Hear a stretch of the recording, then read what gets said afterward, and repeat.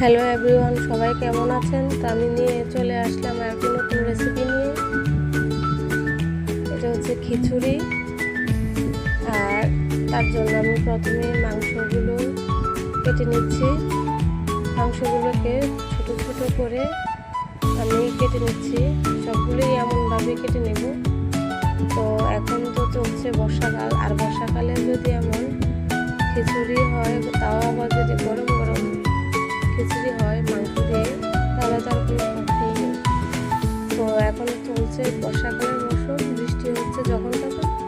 তো সবাই এমন বৃষ্টির সময় এমন খিচুড়ি করিয়ে নিতে পারেন। তো তার জন্য আমি প্রথমে চাল, সাথে মসুর ডাল আর পেঁয়াজ দিয়ে ভালোভাবে এইটাকে ফুটিয়ে নিচ্ছি। ফুটিয়ে নেওয়ার পরে যখন একটু হয়ে আসবে তখন এর মধ্যে কাঁচা পেঁয়াজ দিয়ে দিচ্ছি। আর আমি এখন মাংসটাকে কষিয়ে নেব। তার জন্য একটু পেঁয়াজ, তেজপাতা, এলাচ, দারচিনি, লবঙ্গ, জিরে, ধনে জিরে, আদা, রসুন সবগুলোকে, লবণ সবগুলোকে একসাথে আমি ভালোভাবে কষিয়ে নেব। আর এদিকে আমি নিয়ে নিচ্ছি আলু, আর এগুলোকে ভালোভাবে কষানো হবে। কষানো হওয়ার পরে তারপর মাংসগুলোকে ঢেলে দিয়ে একটু ভালোভাবে নাড়াচাড়া করে নেব। ভালোভাবে মাংসটাকে ভালোভাবে কষিয়ে নিতে হবে যতক্ষণ পর্যন্ত না গায়ের জলটা শুকিয়ে যাচ্ছে।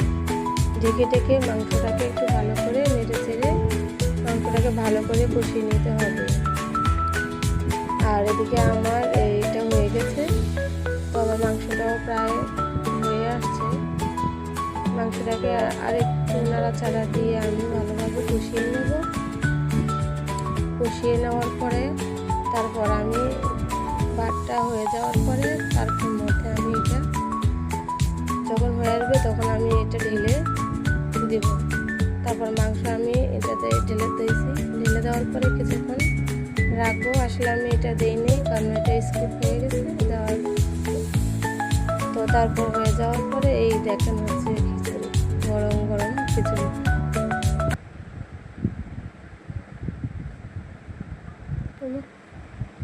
রাখতে পারিনি।